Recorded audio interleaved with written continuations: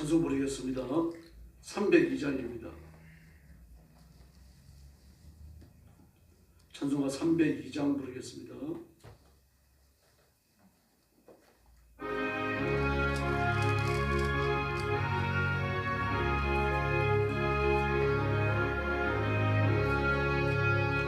내 주 하나님 넓고 큰 은혜는 저 큰 바다보다 깊다. 너무 다출할 꿀 깊은 대로 저 가운데 가보라. 온 땅을 향해서 찬파에 띄워 내 주 예수 은혜의 바다로 내 뻗쳐가라. 내 인생은 언제나 거기서 저 큰 바다 물결 보고 그 모르는 깊은 바닷속을 한번 헤아려 한번은 온 땅을 떠나서 찬바에 뛰고 내 주 예수 은혜의 바다로 내 뻗쳐가라. 많은 사람이 얕은 물가에서 저 큰 바다 가려다가 잘살거리는 작은 파도 보고 마음 약하여 못 가네. 온 땅을 떠나서 찬바에 띄워 내 주 예수 은혜의 바다로 내 뻗쳐가라. 자 곧 가거라 이제 곧 가거라 저 큰 은혜 바다 향해. 자 내 노를 저 깊은 데로 가라. 막막한 바다로 온 땅을 떠나서 찬바에 띄워 예수 은혜의 바다로 내 뻗쳐가라. 사절 자 곧 가거라 이제 곧 가거라 저 큰 은혜 바다 향해. 자 곧 내 노를 저 깊은 데로 가라.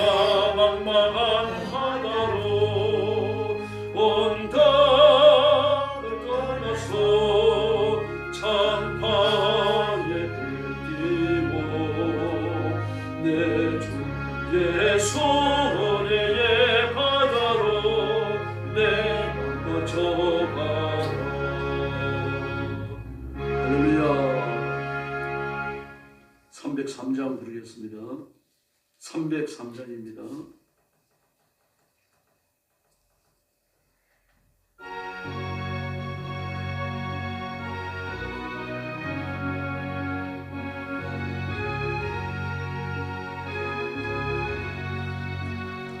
날 위하여 십자가에 주한 고통 받으사 대신 죽은 주 예수의 사랑하신 은혜요. 보배 피를 흘려 영영 죽은 죄에서 구원함을 받은 우리 어찌 찬양 안 할까. 예수 안에 있는 우리 한량없이 즐겁고 주 성령의 위로하니 마음속에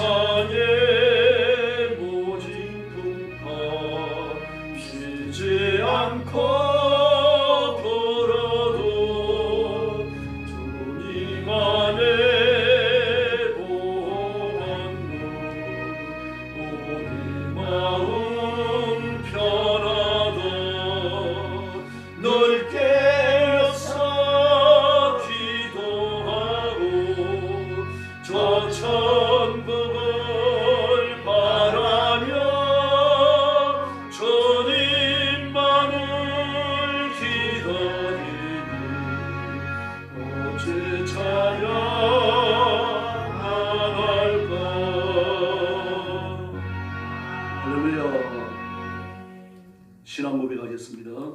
나는 전능하신 아버지 하나님 천지의 창조주를 믿습니다.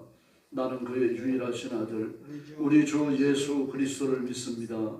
그는 성령으로 잉태되어 동정녀 마리아에게서 나시고 본디오 빌라도에게 고난을 받아 십자가에 못 박혀 죽으시고 장사된 지 사흘 만에 죽은 자 가운데서 다시 살아나셨으며 하늘에 오르시어 전능하신 아버지 하나님 우편에 앉아 계시다가 거기로부터 살아있는 자와 죽은 자를 심판하러 오십니다. 나는 성령을 믿으며 거룩한 공교회와 성도의 교제와 죄를 용서받는 것과 몸의 부활과 영생을 믿습니다. 아멘. 자비로우신 아버지 감사합니다. 저희를 불러 그리스도의 보혈로 쉽게 영생을 누리며 하나님의 자녀가 되며 하나님의 축복 가운데 살게 해주시니 감사합니다. 오늘 아침도 엎드려서 우리의 직무를 따라 하나님 앞에 영광 돌리며 찬양과 경배를 바칩니다. 저와 성도들을 거룩한 예물을 받으님 저는 기뻐 받으시고 이 예배가 거룩한 제사가 되어 하나님 앞에 드려지는 축복의 예배가 되게 하여 주시옵소서. 오늘도 땅 끝까지 이르러 복음 전하는 선교사님들과 주의 종들과 성도들을 기억하시고 때를 따라 돕는 은혜를 주시며 하나님의 권능을 베푸시고 하나님의 구원과 하나님의 통치와 하나님의 심판이 힘있게 전파되며 결실되게 하여 주시옵소서. 오늘 아침도 저희들이 하나님의 음성에 귀를 기울입니다. 성령님께서 권능으로 임하여 저희들이 귀를 열어주시며 입을 열어주시며 하나님의 말씀이 우리 가슴 깊이 교훈으로 남겨지게 하여 주시옵소서. 예수님의 이름으로 간절히 기도 올려옵나이다. 아멘. 하나님 말씀 봉독하겠습니다. 창세기 36장입니다.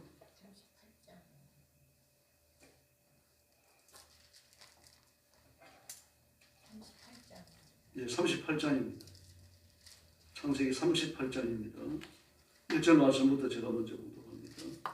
그 후에 유다가 자기 형제들로부터 떠나 내려가서 아둘람 사람 히라와 가까이 하니라. 유다가 거기서 가나안 사람 수아라 하는 자의 딸을 보고 그를 데리고 동침하니 그가 임신하여 아들을 낳으며 유다가 그의 이름을 에리라 하니라. 그가 다시 임신하여 아들을 낳고 그의 이름을 오난이라 하고 그가 또다시 아들을 낳고 그의 이름을 셀라라 하니라. 그가 셀라를 낳을 때 유다는 거실에 있었더라. 유다가 장자 엘을 위하여 아내를 데려오니 그의 이름은 다말이더라. 유다의 장자 엘이 여호와가 보시기에 아가므로 여호와께서 그를 죽이신지라.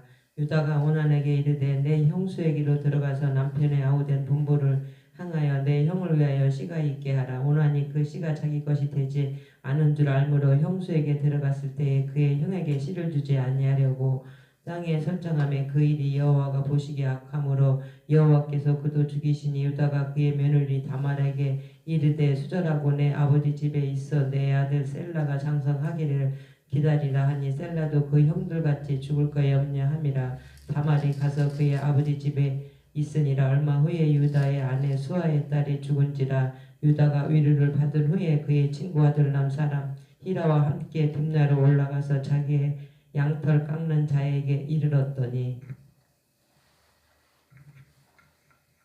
어떤 사람이 다말에게 말하되 내 시아버지가 자기의 양털을 깎으려고 딥나에 올라왔다 한지라. 그가 그 가부의 의복을 벗고 너울로 얼굴을 가리고 몸을 휩싸고 딥나 길곁 에나임 문에 앉으니 이는 셀라가 장성함을 보았어도 자기를 그의 아내로 주지 않음으로 말미암았니라. 그가 얼굴을 가리었으므로 유다가 그를 보고 창녀로 여겨 길 곁으로 그에게 나아가 이르되 청하건대 나로 내게 들어가게 하라 하니 그의 며느리인 줄을 알지 못하였음니라. 그가 이르되 당신이 무엇을 주고 내게 들어오려느냐. 유다가 이르되 내가 내 때에 내서 염소 새끼를 주리라. 그가 이르되 당신이 그것을 줄 때까지 담보물을 주겠느냐. 유다가 이르되 무슨 담보물을 내게 주랴. 그가 이르되 당신의 도장과 그 끈과 당신의 손에 있는 지팡이로 하라. 유다가 그것들을 그에게 주고 그에게로 들어갔더니 그가 유다로 말미암아 임신하였더라. 그가 일어나 떠나가서 그 너울을 벗고 과거의 의복을 도로 입으니라. 유다가 그 친구 아둘람 사람 손에 부탁하여 염소 새끼를 보내고 그 여인의 손에서 담보물을 찾으려 하였으나 그가 그 여인을 찾지 못한지라. 그가 그곳 사람에게 물어 이르되 길굣 에나임에 있던 청녀가 어디 있느냐. 그들이 이르되 여기는 청녀가 없느니라. 그가 유대에게로 돌아와 이르되 그를 찾지 못하였고 그곳 사람도 이르기를 거기에는 청녀가 없다 하더이다 하더라. 유다가 이르되 그로 그것을 가지게 두라. 우리가 부끄러움을 당할까노라. 내가 이 염소 새끼를 보냈으나 그대가 그를 찾지 못하였느니라. 석 달 후에 어떤 사람이 유대에게 일러 말하되 내 며느리 다말이 행음하였고 그 행음함으로 말미암아 임신하였느니라. 유다가 이르되 그를 끌어내어 불사르라. 여인이 끌려나갈 때 사람을 보내어 시아버지에게 이르되 이 물건 임자로 말미암아 임신하였나이다. 청하건대 보소서 이 도장과 이 끈과 지팡이가 누구의 것이니까 한지라.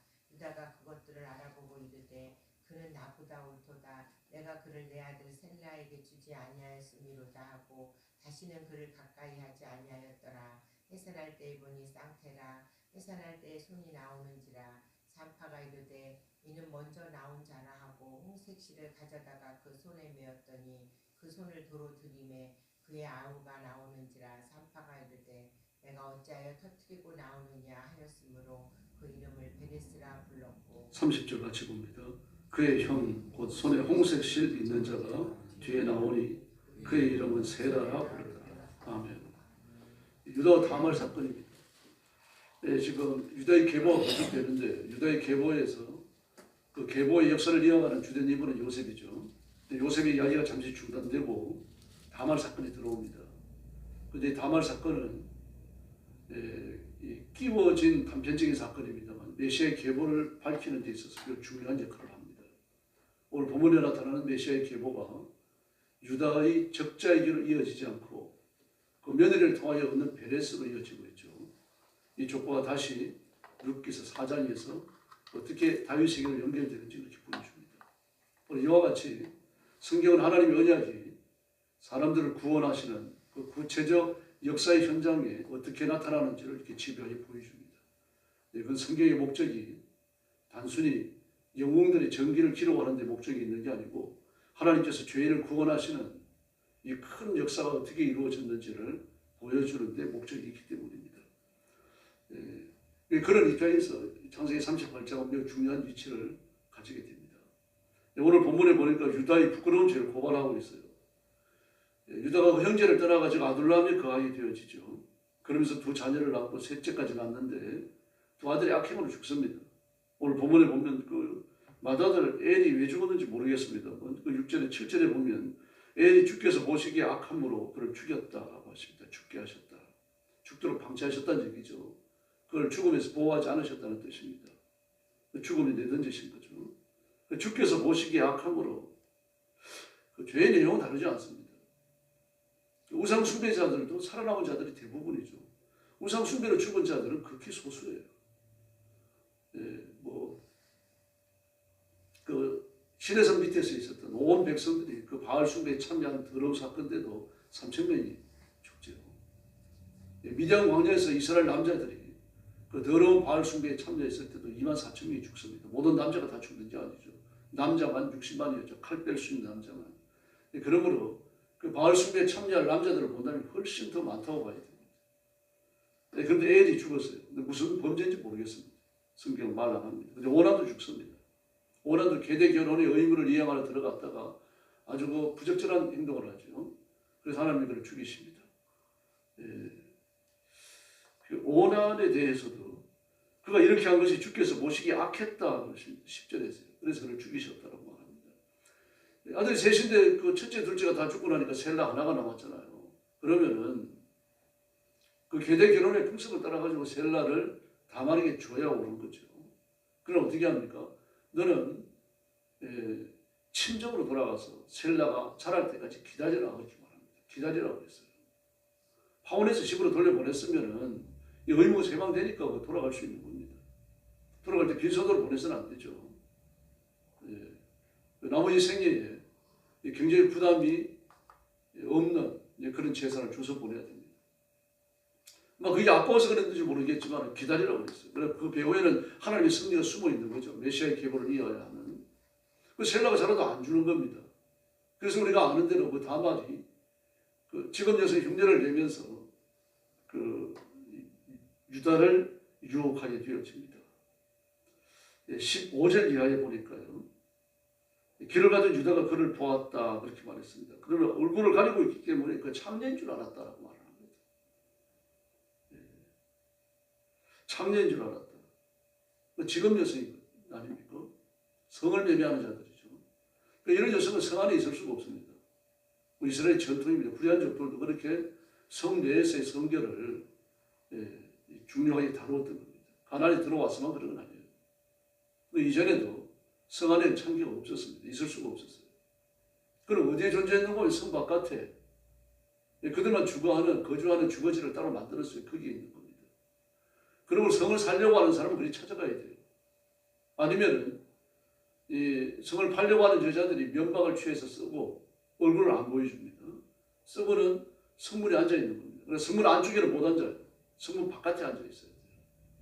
그 당시에 성을 출입하는 사람들은 여자도 있으면 대부분이 남자입니다.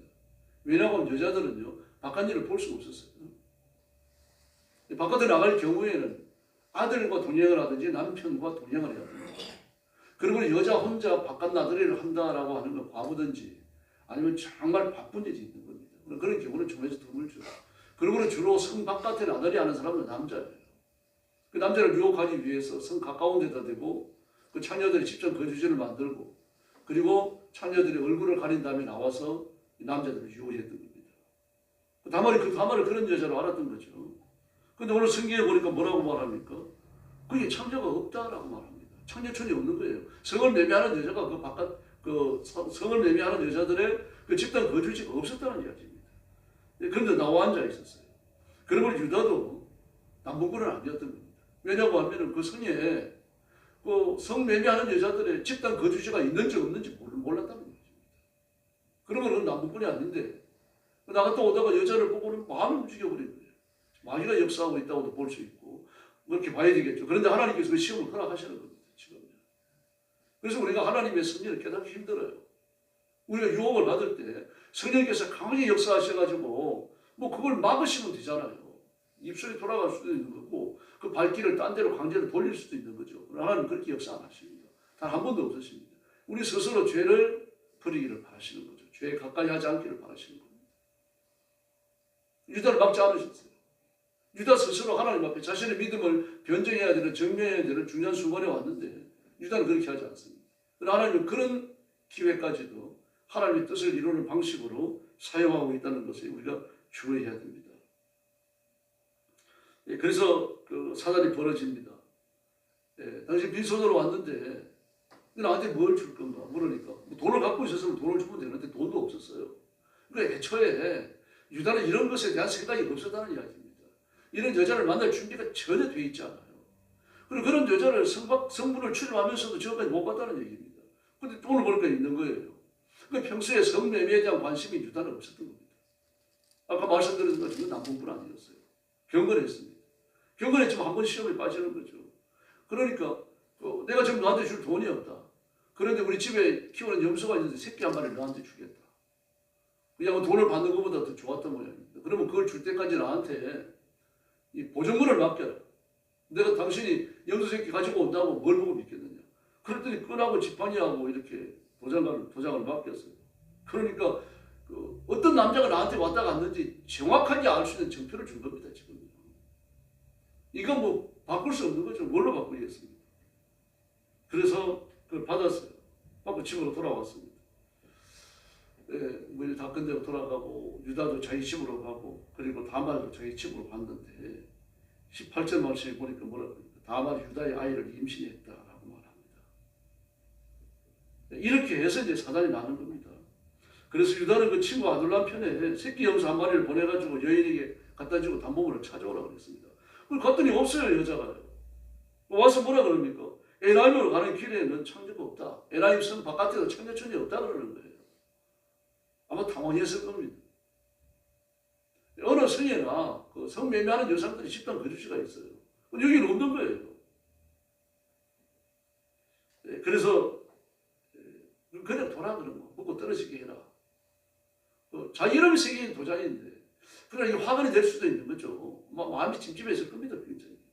근데 석 달쯤 지나니까 며느리가 그렇게 임신했다는 것이 알려지고 이러니까 뭐라고 말합니까? 그걸 데려다 불사르라고 합니다. 불사르 24절에. 냉혹하죠. 아무리 그 친정으로 돌려보낸 며느리가 그러더라도 불사르라 그러면 되겠습니까? 그러니까 불사르라 그러면 자기는 의인인 척 하는 거죠, 지금요. 그러니까 적반하장입니다, 지금. 예, 그러자 이제 그 다말이 끌려 나오면서 뭐라 그럽니까? 이 물건 임자로 아이를 뱄습니다라고 도장과 허리끈과 지팡이를 보여주는 겁니다. 그럴 때 유다가 깜짝 놀랍니다. 자기 거거든요. 그 다말이 계교를 썼고 그 계교에 자신이 휘말려 들었으면 그때 깨닫는 겁니다. 이미 늦었죠. 근데 그러고 나서 반성하는 겁니다. 내가 셀라를 줬어야 되는데 주지 않아갖고 이 사단이 벌어졌구나. 이거에 대해서는 얘기가 안 나옵니다. 아이 낳았다는 이야기만 나오고 유다가 다말을 어떻게 처분했는지에 대해서 말하지 않아요. 데려와서 같이 살 수는 없는 거죠. 며느리니까. 친정에서 같이 살았는지도 말이 없습니다. 어쨌든 아기를 낳았다라고 하는 것만 이야기를 하는데 쌍태예요. 쌍둥이입니다. 그 처제가 먼저 나오려고 손을 내밀었어요. 이놈이 형이다 그래가지고 홍색 씨를 내줬습니다. 그런데 들어가고 둘째가 나오는 겁니다. 이를 배렸습니다. 터뜨린다라는 뜻입니다. 그런데 성경은 뭐라고 말합니까? 둘째 나온 것을 형이라고 불렀어요. 두 번째 형이 나오는지라 그렇게 말합니다. 그 두 번째를 나왔으니까 형일 수 없는 거죠. 그 첫 번째 손이 나왔을 때 형이라고 규정했으니까 그놈이 나왔다는 뜻입니다. 형 동생이 바꿔졌다는 뜻은 아닙니다. 베레스가 형입니다. 그래서 계보가 베레스로 이어지는 거죠. 라함으로 이어지지 않습니다. 베레스는 터뜨린다라고 하는 뜻입니다. 룻기 4장 19절 이하의 말씀을 보니까 베레스는 헤스론을, 헤스론은 라함은 아비나다, 그리고 나손, 살몬, 그리고 보아스를 낳습니다. 보아스를 낳는 여자가 누구고, 보아스를 낳는 여자가 누굽니까? 이 보아스의 부인이 되는 여자가 누굽니까? 룻이라고 하는 모함 여자입니다. 이방인이 들어가는 거예요. 그리고 룻과 보아스의 사이에서 오벳이 나오죠. 오벳에게서 이새가 나오고 이새에게서 다윗이 나오잖아요. 이렇게 다윗의 혈통이 어떻게 이어졌는지를 보여주는데 이건 다윗의 혈통을 밝히려는데 목적이 있는지 아니고 하나님의 구원의 역사를 보여주는 데 목적이 있습니다. 그리고 왕의 혈통, 다윗의 혈통이 결코 깨끗지 않았다는 걸 보여줍니다.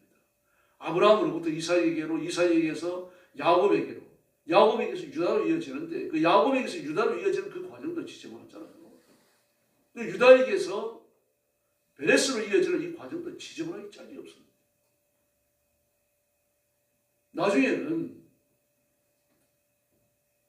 그들 가나안에 들어와가지고 여리고를 점령했을 때 여리고에서 그 군사들에게 술 팔고 밥 팔고 하던 그 억센 여자 라합도 메시아의 조상으로 들어옵니다. 뭐 그걸 기생이라고 그러고 창녀라고 그러는데 아니에요. 창녀라는 말이 있지만 히브리에 기생이라는 말 자체가 없어요. 예. 그 성 꼭대기에서 그 식당을 했던 여자예요. 성 꼭대기에 자기가 운영하는 식당이 있었다고 하는 것이 그 요수아서에 나오지 않습니까? 거기에서 보초 서는 병사들은 늘 보초 서면서 그 순찰 들고 하는 성노에서 부유한 남자들 말입니다. 그 억센 남자들에게 술 팔고 밥 팔던 그런 여자예요. 억센 여자입니다. 그런 남자들 이게 먹여야 되니까요. 희생도 아니고 술집 작부도 아니에요. 그 술집 주인입니다. 그때 마담이 있었겠어요. 뭐가 있었겠어요. 근데 그런 여자가 들어와요. 메시아의 계보에 들어옵니다. 그래서 이 말씀은 우리에게 주는 교훈이 굉장히 큽니다. 메시아의 혈통이 인간의 거룩함에 있지 않다는 걸 보여줘요. 지저분하게 짝이 없고 이방인이고 사람들이 말할 때 혀를 내두를 만한 비윤리적 요소가 많지만 하나님이 그런 사람들을 들여다가 깨끗게 하여 쓰신 줄로 믿습니다. 이 하나님의 은총입니다. 막살라도 된다는 뜻이 아니고 우리 지난 과거의 모습을 보셔야 된다는 얘기입니다. 우상을 숭배하고 죄를 밥 먹듯이 짓고 하나님이 계신 줄 알지도 못했고 설사 우리가 성결하게 살려고 노력을 했다고 하더라도 그 노력조차도 어떻습니까? 흠집투성이죠. 예배드리는 짧은 시간조차도 우리 온 마음을 하나님 앞에 드리지 못하는 부정하니까 아닙니다. 그럼에도 불구하고 우리를 그리스도의 보혈로 정결케 하시고 하나님의 자녀를 삼으시고 하나님의 일을 하도록 복을 주신 줄로 믿습니다. 그래서 우리는 하나님만 바라봐야 합니다. 하나님 말고는 소망이 없는 거죠. 하나님만 의지해야 됩니다. 그래서 우리의 삶은 하나님의 은혜로 이루어져요. 근데 그 은혜조차 잊어버립니다. 우리가. 어떤 두 남자가 이제 그 여행을 떠나서 같이 가게 되었습니다. 목적지가 같으니까요. 그런데 그 유대라고 하는 나라는 우리가 알지만 뭐 한 낮이 되어지면 바깥 출입을 못합니다. 뭐 영상 45도 50도를 흐르니까 우리는 뭐 30도만 넘어도 그냥 막 머리가 불이 나는 것 같잖아요. 그 지난 작년 여름 같은 경우도 남자들이 그 시커먼 우산을 굉장히 많이 쓰고 다녔습니다. 일단 그걸 쓰면 머리가 뜨겁지 않으니까요. 우산을 쓰면은 당장 뭐 4도 5도 이 정도의 온도가 내려가 버립니다. 뭐 그 정도니까 45도 50도 올라가는 그 유대 나라에 어떻게 써요? 중동 지방이에요. 그러니까 그렇게 땀을 뻘뻘 흘리면서 여행을 하다가 아주 오리나무 큰 놈이 한 그루 서 있는 거예요. 그러니까 얼른 뛰어 들어가가지고 옷도 막 우통도 못 제끼고 그리고 막 그 시원한데 쉬고 있는 거예요. 그래 한참 쉬니까 땀도 가실 거 아닙니까? 그러니까 남자 하나가 이야기하는 겁니다. 그거 참 돌아와서 보니까 오리나무네. 나무는 좀 나무답게 생겨야지 오리나무 어디 있을 건가? 그러니까 또 하나가 불평스럽게 얘기하는 건데 그렇지. 오리나무는 천하에 쓸 데가 없는데 이걸로 뭐 집을 짓겠는가 뭐 가구를 짜겠는가. 실제로 오리나무가 무르다 그러네요. 물러가지고 집 제목으로 절대 못 쓴답니다. 쓰면 집이 무너져 버릴 정도로 무르고 가구로도 못 씁니다. 그 가구를 쓰다가 여기저기 부딪히잖아요. 그럼 상처나기 일수고 깨지기 일수고 오리나무 쓸 데가 없다고 합니다. 오직 쓸 때는 그 약한 그릇을 걸어두는 못으로 벽에 막는 못으로 유대인들은 집 벽이 전부 다 역청하고 지름 섞어서 만들었잖아요. 그때 이제 못으로 쓰기 위해 가지고 오리나무를 가끔 사용을 하고 그러면서 가지를 못 쓰고요. 가지를 너무 약해서 못 쓰고 나무 그 둥치를 잘 깎아가지고 쓰기도 하고 아니면 화목으로 쓰고. 그럼 자기들이 지금 그 나무 밑에서 한낮 더위를 피하고 있잖아요. 그 뜨거워 죽을 지경인데 머리가 벗어질 지경인데 거기 들어가지고 쉬고 있으면서 그 오리나무의 은혜를 잊어버리는 거죠. 우리가 똑같습니다. 우리가 어떻게 구원받았고 어떻게 하나님의 은혜를 입었는지 종종 상실합니다. 그리고 나서 내가 잘나서 예수 믿고 하나님의 자녀가 된 걸로 착각하는 경우가 많다는 이야기입니다. 그러나 그럼에도 불구하고 우리가 하나님의 은혜를 입어서 하루하루의 삶을 사는데도 불구하고 하나님의 은혜는 계속됩니다. 우리가 이걸 붙들고 인생을 살아가야 할 줄로 믿습니다. 사도행전 28장에 보면 드라비모 사건이 나옵니다. 이 드라비모는 그 바울이 가까이 했던 헬라 청년입니다. 더구나 그가 예수 믿고 또 예수 믿기 전부터 유대인이었어요. 유대인으로 있다가 헬라인이지만 그 율법을 믿으니까 국적을 변경해갖고 유대인이 되어졌고 그리고 이제 바울을 만나가지고 복음을 받아들이고 기도를 했단 말입니다. 개신교를. 그런데 이제 그가 바울을 만나서 복음을 받기 전에 하나님 앞에 서원했던 일이 있어가지고 머리를 깎았어요. 머리를 깎지 않고 기울였어요. 근데 서원이 끝나니까 이제 하나님의 성전에 가서 서원이 끝난 걸 알고 머리를 깎아야 되는 겁니다. 뭐 이런 일들이 있는데 그때 이제 드로비모가 그런 게 아니고 한 헬라 청년이 그랬던 겁니다. 그런데 드로비모가 그때 있다가 이 바울을 따라가지고 성전에까지 들어갔다라고 판단을 한 겁니다. 잘못 본 거죠. 그래서 성전에 안 들어갔어요. 이방인은 성전에 못 들어갑니다. 그건 헬라 사람은. 이걸 빌미로 해가지고 바울에게 들이닥쳐갖고 바울을 잡아서 린치를 가하고 맞아 죽게 생겼는데 누가 옵니까? 천부장이 군사를 끌고 와요. 그래야 겨우 그를 건져냅니다. 그러면서 그가 그 자리에서 자기 유대인인 그 로마 시민권을 가졌다는 걸 밝히죠. 천부장은 깜짝 놀랍니다. 너 언제 시민권을 가졌느냐? 난 날 때부터. 그 더 놀라는 겁니다. 자기는 시민권을 돈 주고 산 거거든요. 그런데 바울은 나면서부터 시민권을 가졌다. 이거는 뭐 그냥 로마인으로서 빼도 박도 못하는 거죠. 그리고 황제의 재판을 청구하니까요. 로마까지 압송을 해야 되는 거예요. 이제 이 과정에서 바울이 움직이는 곳마다 병사들이 따라다니는 겁니다. 바울은 꿈도 꿀 수 없는 경호를 받아요. 보병이 200명, 기병이 70명, 창병이 200명, 470명이나 바울을 보호하고 다닙니다. 상상이나 했습니까? 맞아 죽을 수 있는 데서 하나님 끄집어내서 생명을 살리실 뿐만 아니라 그 훈련에 그 전투에 훈련된 군인들 아닙니까? 로마 병사들은요 수십 년 동안 전쟁을 치러갔고요. 그리고 한니발과의 전투로 30년 이상 계속되잖아요. 이런 전투에서 그 훈련된 사람이어가지고 전쟁의 귀재들입니다. 대단한 사람들이에요. 이런 사람들이 470명이 바울 하나를 보호하고 다니는 겁니다. 천부장은 이 황제의 재판을 청구한 사람을 중도에 잃어버리면 큰일 납니다. 자신의 진로에 방해가 되는 거죠. 그럼 그가 잘 보호해서 황제를 만나도록 해줘야 돼요.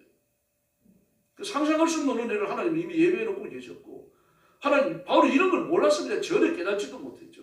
깨닫지도 못했지만 하나님은 바울의 트럭 상하지 아니하도록 이미 준비해 놓으신 줄을 믿습니다. 우리가 이 은혜로 살아갑니다. 지금 우리가 사는 세상도 절대로 평안하지 않죠. 막 여기 전쟁이 터지고 저기 전쟁이 터지고 말이 아닙니다. 지금요. 우크라이나 전투 계속되고 있죠. 이스라엘 전투 계속되고 있죠. 그래서 우리는 그 미국은 또 어떻게 하고 있습니까? 스웨즈, 베네수엘라 그리고 또 그린란드 이 복속을 시키더니 그리고 이제는 이란과 전면전이 벌어졌습니다. 베네수엘라 때도 군사를 이끌었죠. 그래서 이란을 정리하고 나면 그 다음에 쿠바를 건드리겠다. 뭐 이런 식으로 나가고 있습니다. 아마 트럼프 내내 전쟁하지 않을까 싶어요. 뭐 이러다가 그 불량 국가들이 합쳐가지고 리더를 세워가지고 미국에 대하여 대항이 일어나면요. 이게 여러분 장담할 수 없는 거예요. 충분히 그럴 가능성이 있는 겁니다. 중국은 왜 대만을 못 때립니까? 충분히 때려가지고 복수시킬 수 있어요. 그러나 그만큼 중국은 절대적 피해를 입어야 되는 겁니다. 그 산사 때문에 하나만 무너지고 나면요. 수백만의 중국인이 순식간에 출장됩니다. 무라를 다 죽어요. 그리고 거기에서부터 시작해서 상해, 그리고 광동시, 그리고 난징, 그리고 선전시 이런 데 다 무너져 버립니다. 또 선전시 같은 데는요. 전 세계에서 가장 큰 데이터뱅크를 갖고 있어요. 그게 20대가 다 무너지고 나면요. 중국이 미래가 없어집니다. 이런 걸 다 계산하죠. 그러니까 이렇게 될 걸 각오하고 대만을 때려야 돼요. 대만은 완전히 복속됩니다. 중국이. 무너져요. 그러나 중국은 절대로 만만치 않은 피해를 입습니다. 앞으로 20년, 30년요. 이 기간 동안 중국은 재건되기 위해 피눈물 나는 고생을 해야 되고 전쟁이 끝낸과 동시에 지금 70년대 수준으로 후퇴해야 됩니다. 이걸 감수하지 못하는 거죠. 어쨌든 전 세계가 평안하지 않습니다. 이걸 보고 우리가 정말 예수님의 재림이 가까웠구나 뼈저리게 깨달아야 됩니다. 이 와중에서 우리가 이만큼 살 수 있는 것, 그 대통령과 정부는 막 힘을 다해가지고 공산주의를 하려고 노력을 하고 온 백성들을 볼모로 해가지고 이런 못된 짓들을 하고 있잖아요. 그러나 이만큼 우리가 사는 것, 평안을 누리는 것, 하나님 은혜인 줄로 믿습니다. 그래서 기독교인들이 정신 차려야 됩니다. 민족 이 시대를 바라보면서 정확하게 파악을 해야 되고 어떻게 살 것인지를 기억하셔야 됩니다. 지금 시국선언을 할 때가 아니에요. 저는 이번에 집회에도 시국선언하는 거 제가 앞장서서 반대했어요. 이제 그럴 때 아니다. 시국선언할 시간에 기도 더 해야 된다. 시국선언 다음에 해도 돼요. 광화문에서 매주 하고 있어요. 정말 기도로 하나님의 말씀으로 하나님 앞에 헌신된 목사들이 한둘이 아니고 적어도 지금 수백 명이 나와서 기도하고 있다고 하는 걸 보여줘야 된단 말입니다. 하나님 앞에도 보여드려야 되고 사람 앞에도 보여야 됩니다. 지금 우리가 기도할 때입니다. 민족을 끌어안고 이 시대의 죄를 끌어안고 하나님 앞에 살려달라고 부르짖어야 할 줄로 믿습니다. 이때 하나님께서 우리 앞에 살 길을 열어주실 것이고 그리고 우리 개인도 복을 받고 우리 교회도 부흥할 줄로 믿습니다. 그래서 하나님의 손에 붙들려 깨어있는 성도들이 되시기를 예수님의 이름으로 축원합니다. 기도하겠습니다. 자비하신 아버지 하나님 감사합니다. 오늘 아침도 저희들을 깨워주시고 주 앞에 나와서 엎드리게 하시니 감사합니다. 성령께서 능력과 권능으로 임하여 주시고 우리 자신들이 어떤 위기에 처했는지를 바로 깨닫고 하나님의 은혜를 구하는 자리에 담대히 나가도록 역사해 주시옵소서. 누가 무슨 말을 하더라도 살 길이 하나님 품에 있고 우리를 구원할 자는 예수님밖에 없고 우리에게 살 길을 열어주시는 분은 성령님밖에 없다는 사실을 깨닫고 하나님 앞에 헌신된 삶을 살게 하여 주시옵소서. 오늘 새벽도 기도하러 왔사오니 기도의 능력을 주시고 나와 내 자신과 가정과 교회 그리고 온 민족을 가슴에 끌어안고 하나님 앞에 부르짖는 축복의 새벽이 되게 하여 주시옵소서. 우리 성도들 앞에 복받는 길을 열어주시고 우리 교회 앞에도 부흥의 길을 열어주시고 우리 민족도 살 길을 찾아가게 하여 주시옵소서. 하나님의 은혜 부어주시기를 원하옵고 예수님의 이름으로 간절히 기도 올리옵나이다. 아멘. 주님 가르친 기도 드리겠습니다. 하늘에 계신 우리 아버지, 아버지의 이름을 거룩하게 하시며 아버지의 나라가 오게 하시며 아버지의 뜻이 하늘에서와 같이 땅에서도 이루어지게 하소서. 오늘 우리에게 일용할 양식을 주시고 우리가 우리에게 잘못한 사람을 용서하여 준 것 같이 우리 죄를 용서하여 주시고 우리를 시험에 빠지지 않게 하시고 악에서 구하소서. 나라와 권능과 영광이 영원히 아버지의 것입니다. 아멘. 합시 기도하겠습니다. 자비하신 아버지 은혜 주시니 감사합니다. 의의 손으로 만져주시니 감사합니다. 하나님의 능력과 권능으로 역사해 주시니 감사합니다. 주의 성령께서 힘있게 임하셔서 저희들을 살펴봐 주시고 우리의 간절한 간구와 주님께서 상달을 귀한 시간을 되도록 우리 하나님 역사하여 주옵시기를 간절히 원합니다. 우리 마음을 열고 몸하고 편하게 하시고 또 세속적인 관심과 청력과 주시고 신령한 은혜 하나님의 권능 성령을 주시고 축복하며 살아가고 인도하여 주옵시고 십자가